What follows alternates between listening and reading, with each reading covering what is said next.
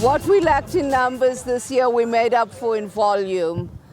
The people that were here brought heart and soul as they do every single year.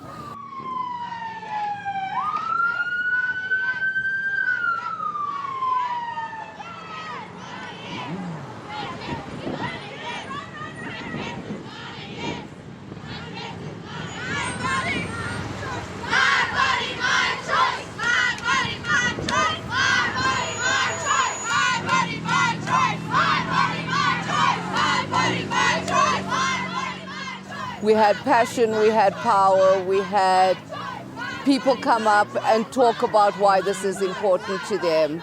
And it doesn't matter what the numbers were, it doesn't matter how many people were here. What matters is that the people who were here were real, they shared, and on some level it changed their lives.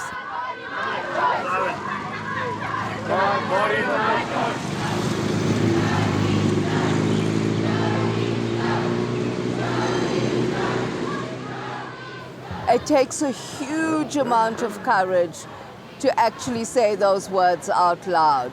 To be able to actually say, I was raped, is one of the most difficult things any human being can do, because we struggle so much in the society that we live in to be able to support victims. You know, because we have this mentality that it is the victim's responsibility to avoid being victimized. So before anything else, we have to forgive ourselves, even before we forgive the rapist, because we're conditioned to believe that the rapist is just this abstract concept out there. It's our responsibility to not be victimized. That is what we instill into our children from as young as possible. Keep yourself safe. So when something happens, we automatically assume that it was our fault, and we take on that guilt, and that is what makes it hard for us to speak out. It's this weird concept that we have to, on some level, forgive ourselves for being raped. My dress is not a yes! My dress is not a yes! My dress is not a yes! My dress is not a yes! Sorry. My dress is not a yes! My dress is not a yes! My dress is not a yes!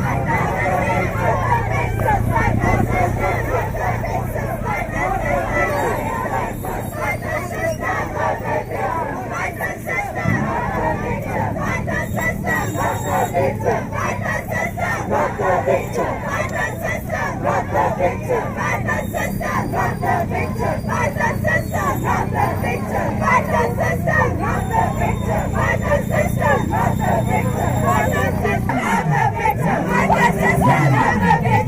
Not the system! Not the victim! Not the system! Not the victim! Not the system! Not the victim!